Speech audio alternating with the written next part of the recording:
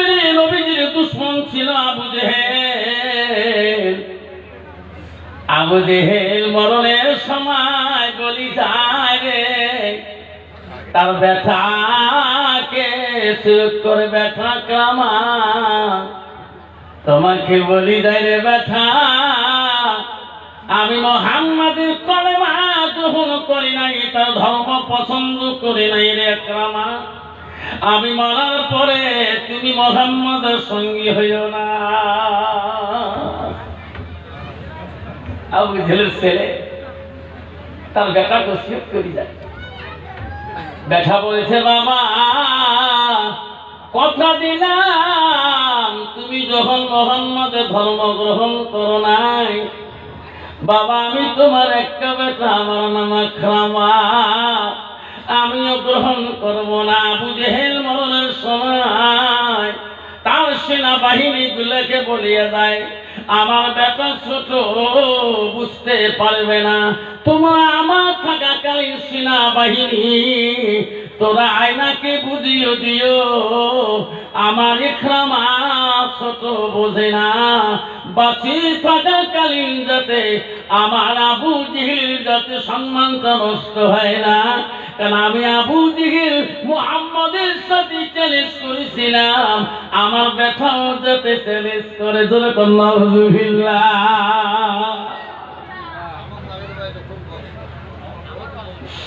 আবু জেহেল দুনিয়া থেকে চলে গেলেন।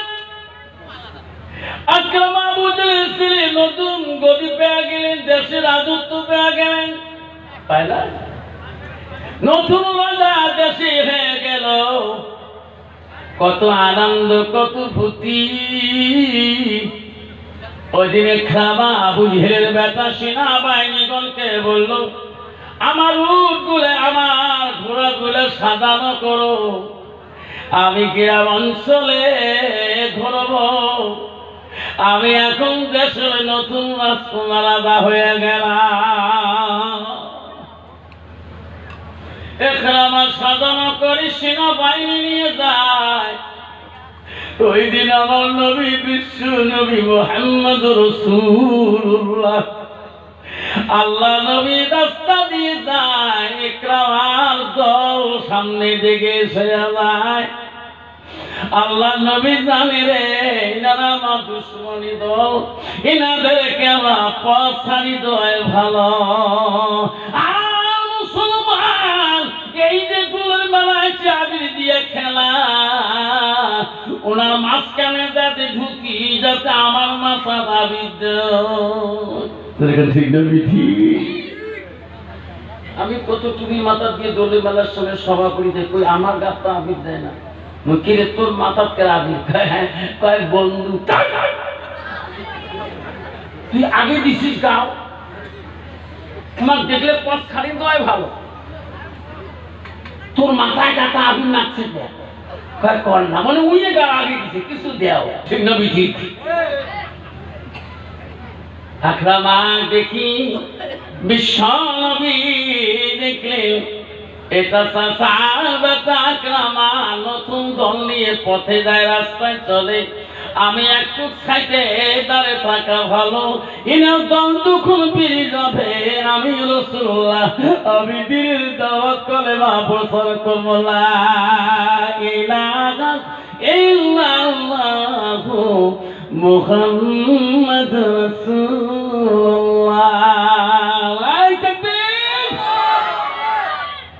আকরামা ওই ঘোড়া বৃষ্টি চড়ি বহু দূরে থাকি রে, আমার রাসূলুল্লাহর মুখের দিকে একবার তাকাইলে, আকরামা করে দিচ্ছে রাজবাড়িতে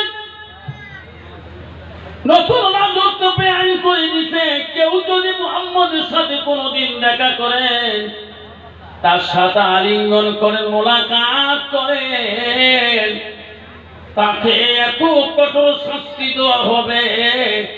আমার বাবা মুহাম্মদের ধর্ম মানে নাই, আমি মানব না, আমার সামনে কেউ মুহাম্মদের সাথে আলিঙ্গন করবেন না, মোলাকাত করবেন না। এই আইন তো নতুন রাজাই করছে।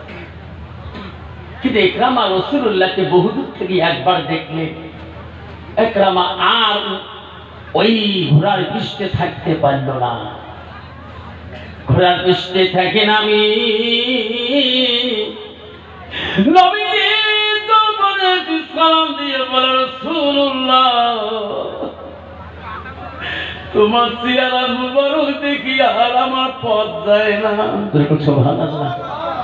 নবী গো আমার বাবা দুশ্মনী করতে পারে, আমি কথা দিলাম আমি ইকরামা তোমার সাথে আজীবনই দুশ্মনী করব না। সেনাবাহিনী দেখতে সর্বনাশ মোলাকাত করলেন। সেনাবাহিনী বললেন সর্বনাশ, ইনি তো নতুন আইন করে দিয়েছেন, মুহাম্মাদের সাথে কেউ যদি কোনো আলিঙ্গন মহব্বত করে তাকে কঠোর শাস্তি দেওয়া হবে। ইকরামা সফর শেষ করি বাড়ি মুখে চলে গেলে সব সেনাবাহিনীরা বলল মহারাজ আপনি তো নিজের আইনকে অমান্য করলেন কেন? আপনি নিজেই বলেছেন মুহাম্মাদের সাথে যে মেলামেশা করবে, মেলামেশা হবে, মোলাকাত করবে, তার কঠোর শাস্তি দেওয়া হবে। আমরা নাই করতে আপনি নিজেই কেন মুহাম্মাদের সাথে আদি মোলাকাত করলেন, তাকে সালামটা দিলেন? ইকরামা বলল তোরা সত্যি বলছিলেন, মিথ্যা বলেন নাই, কারণ যখন থেকে আমি মুহাম্মাদের সাথে মোলাকাত করেছিলাম তখন তাই আমার দিলটা কেন বা মুহাম্মদ মুহাম্মদ করে, আমার মন কেন বাড়ি থাকে না, আমি মুহাম্মাদের সঙ্গী হইতে চাই। লড়াই তাকবীর। সেনাবাহিনী বলল সর্বনাশ, এনার বাবা ইতিহাসের পাতায় কি করিছিল, ইনি কি করি? ইকরামা বলল আমি তো অপরাধী, আমি তো দোষী, আমাকে যা শাস্তি দিবেন আমি তোমার কাছে মাথা পেতে দেব। ইকরামাকে বললেন সেনাবাহিনীরা তোকে দুনিয়া বাঁচা যাবে না, রাখা যাবে না। নবীর ভালোবাসা কেমন রে মুসলমান শরীরে, তো নবীর ভালোবাসা কেমন ছিল গো। আর বর্তমান যুগের মুসলমান নবীর ভালোবাসা যদি অন্তরে থাকতো গো, নবীর সুন্নতে কোনদিন বড় খেলাবি করতো না। আল্লাহ নবী বলেন আনা হাব্বা সুন্নতি ফাকাদ হাব্বানি, যে আমার একটা সুন্নতের পায়বন্দি করবে, মহাব্বত করবে, আমি নবী কথা দিলাম সুন্নতটা আমার পাশাপাশি থাকবে। কোথায় থাকবে? নবী বলেন ফিল জান্নাত, সে আমার পাশাপাশি কাছে জান্নাতে থাকবে। যদি সুবহানাল্লাহ। আপু বন্ধুরা নবীর ভালোবাসা কেমন ছিলেন শুনুন। ইকরামা বললেন তোরা যা শাস্তি দিবে আমি তাই মানি। সেনাবাহিনীরা বলল এনাকে রাখা যাবে না, এনার বাবা বংশবলী সমস্ত করে দিলেন। এনার বাবা মুহাম্মাদের সাথে যা চ্যালেঞ্জ করেছিলেন একটাও রাখতে পারল না। ইকরামা বললেন তোরা যা শাস্তি দিবেন আমি মানি নেব। হাতে রশি লাগাইলেন, পায়ে রশি লাগাইলেন, গভীর রজনীতে ইকরামাকে আবু জেহেল ছেলেকে নিয়ে বিশাল এক নদীর মধ্যে ফেলে দিলেন। ইকরামা গভীর নদী পানির নিস্তলে তলে গেলেন। ইকরামা কানলেন মাবুদ তোর হাবিবের সাথে মোলাকাত করা অপরাধে আজকে আমি গভীর নদীর স্থলে পড়ে আছি। নদীর প্রাণীরা জলজন্তুরা আমার হাতের বান সহ্য করতে পারি না, পায়ের বান সহ্য করতে পারি না, তাড়াতাড়ি তোরা খেয়ে শেষ করে দাও, আমি বড় অপরাধী, আমি বড় অপরাধী। নদীর সব জলজন্তু বলে একরামা তো খাইতে সময় লাগতো না, বেশি সময় লাগতো না। একরামারে যে নবীকে দুনিয়ার বুকে না পাঠাইলে আল্লাহ আমাকে নদীর এই মৎস্য জন্তু জলজন্তু মানে পাঠাইতো না। যেরকম সুবহানাল্লাহ। একরামা তোর গা দিয়ে মুহাম্মাদের খুশবু বেরিতেছে।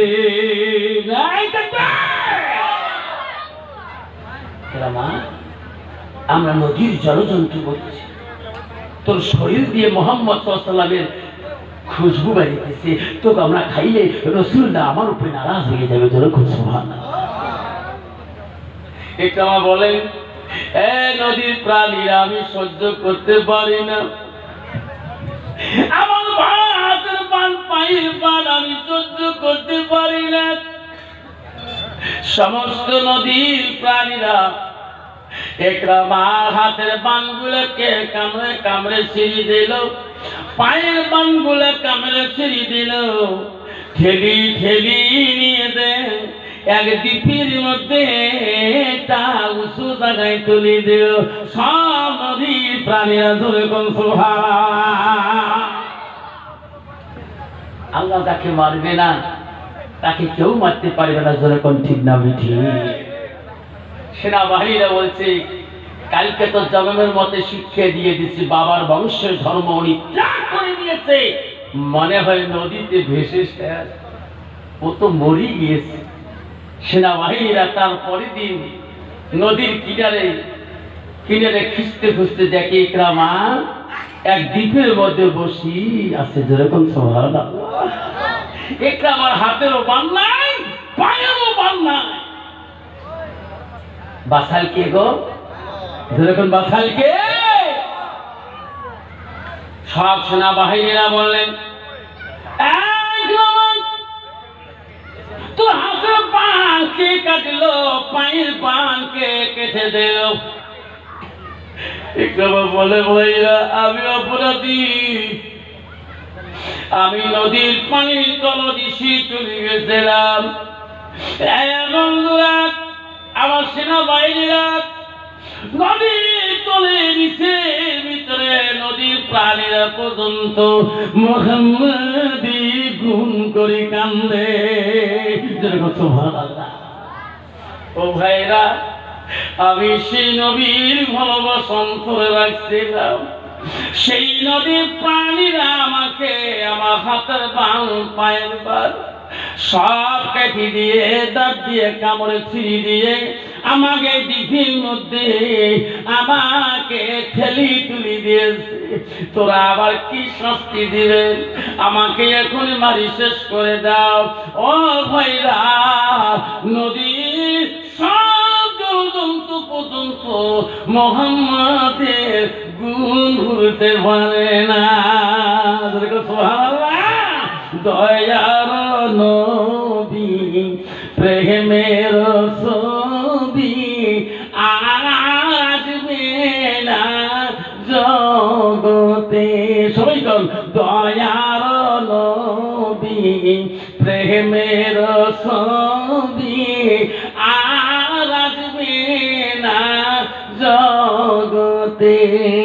হাসরের দিনে উম্মতের বিনে, হাসরের দিনে উম্মতের বিনে যাবে না নবীজি বেহেশতে। দয়ার নবী প্রেমের ছবি আর আসবে না জগতে। নবী আমার কি সত্যিকার জিন্দেগি কাঁদছে বড় উম্মতি, তে সত্যিকার জিন্দেগি কাঁদছে বড় উম্মতি এখনো কান্দি শুয়ে মদিনাতে এখনো কান্দি শুয়ে মদিনাতে দয়ার নবী প্রেমের ছবি আর আসবে না জগতে আর আসবে না জগতে। এই নবী জগতে আসবে আসবে গো, এই নবী পৃথিবীর জমিনে আর কোনদিন আসবে না। নবী যা বলে গেছে সেটা আমরা মানবো কিনা, কে কে মানবো হাত ধরে দেখাই। আমার মা বোনেরা, সুখে জীবনের মা বোনেরা, আল্লাহ নবী কি বললেন শুনি না তোমাদের সম্পর্কে। আলমার আতুইদা সাল্লাত খামসাহা, আমার নবী বলে কোন একটা মেয়ে যদি 5 ওয়াক্ত নামাজ পড়ে ওয়াসামা শাহরুহা, ওই মেয়েটা যদি রমজান মাসে রোজা করে, আমার রাসূল বলো আসানা ফরজাহা, ওই মেয়েটা যদি নিজের চরিত্রটাকে পবিত্রতা রাখে, পর্দায় পুষিয়ে থাকে, আমার রাসূল বলো ওয়াকাত বালাহা, আমার নবী বলো ওই মেয়েটা যদি স্বামীকে ভালোবাসে, স্বামীকে প্রেম দেয়, স্বামীকে দিকে তাকায়, স্বামীর প্রেমে মত্ত হয়ে যায়, আল্লাহ রাসূল বলো ফাকাতে কুল মানাইও আবু আবির জান্নাতি সাদ, নবী বলো ওই নারীদের জন্য আল্লাহ 8টা জান্নাতের দরজা এই দিন খোলা রাখবে। জোরে বলুন সুবহানাল্লাহ। কিন্তু বাবা বর্তমান যুগ কি আসে, মেয়েরা কিসের জান্নাত চাইবে? আগের মেয়ে মানুষ, ছেলে মানুষ চিঠি দিয়ে ভালোবাসা করছে, বর্তমান যুগের মেয়ে মানুষ 300 শাড়িও পালায়। তোর এখন ঠিক না বুঝি এই বেমার আসামত ঢুকছে তোমার নাই, এই কয়েকদিন আগে একটা পালাইছে 300 আর মাল। দেখতো বাবা তো স্বভাব আছে, স্বামী আছে, ইলেকট্রিক বিল দিবে তো ওদের আউট। কি যুগ আসিস বাবা, জানতরি পালাইছে তাই মিস হয় সবার বাপ, লাভ হচ্ছে কোন কি ডিজিটাল যুগ আসিস। কারণ মাইও তো এই যে ফেসবুক আর মোবাইল চলে চলে আনলিমিটেড কল, স্বামীর ভাতও একটাকে যায়, কানও একটাকে কথা কয়, স্বামী তো বাংলা বলবে না, কাই ফোন করছে রে, একটা জানেন নাম মামার বেটা দোস্তর সব ভাই 14 বছর সম্বন্ধ হওয়ারও পায়। বেসরা ওর সাদা দামি মোবাইল আনি দিচ্ছে, মাঝে মাঝে ভিডিও কল দিয়ে কথা কয়, মোকা হুজুর দোয়া করেন কে তোমার ভাবির জন্য আনু 14,000 মোবাইল, তোর টাকা মোটটা 1200 টাকা, বউয়ের জন্য 14,000 টাকার মোবাইল আর নিজের জন্য 1200 টাকার মোবাইল। তো বউ না পালাবে তা কি করবে? যেরকম ঠিক না ঠিক। তাতে ডিজিটাল যুগের নারী, আল্লাহ আমার রাসূল বলল যদি কোন নারী ওয়াকাত বালাহা, তার স্বামী যখন বাড়ির দিকে চলে যাবে, তার স্বামীর দিকে আল্লাহ রাসূল বলবা যাও তো না, তাই স্বামী যদি তার উপরে রাজি খুশি হয়ে যায়, তার কথাবার্তায়, তার মধুর মিষ্টি কথায়, আল্লাহ রাসূল বলল দাখালাতিল জান্নাত, সে মেয়েটা সর্বপ্রথম জান্নাতে প্রবেশ করবে। জোরে বল সুবহানাল্লাহ। কিন্তু বাবা এই বর্তমান ডিজিটাল যুগে নারীরা স্বামী বাড়ির গেলে কেন বা খালি মুখ আঙাল করে? তোমার কি নাই আছে? মা বোনেরা শুনে রাখেন, মা বোনেরা, নবীদের প্রথম স্ত্রী হযরতে খাদিজাতুল কুবরা ছিলেন। মা নবীদের দ্বিতীয় বিবি ছিলেন হযরতে সাউদা। হুজুর সাউদা কেমন নারী ছিলেন? মা বোনেরা শুনে রাখেন, কিতাবে দেখলাম হযরতে সাউদা রাদিয়াল্লাহু আনহা নবীজির দ্বিতীয় বিবি ছিলেন। সাউদা একটু মোটা ছিলেন, শরীরটা ভারী ছিলেন। হযরতে সাউদা বেশি দূর হাঁটতে পারে না, কিছু দূর গেলে হরেন হয়ে যায়, কিছু দূর চলাফিরে হলে কষ্ট হয়ে যায়।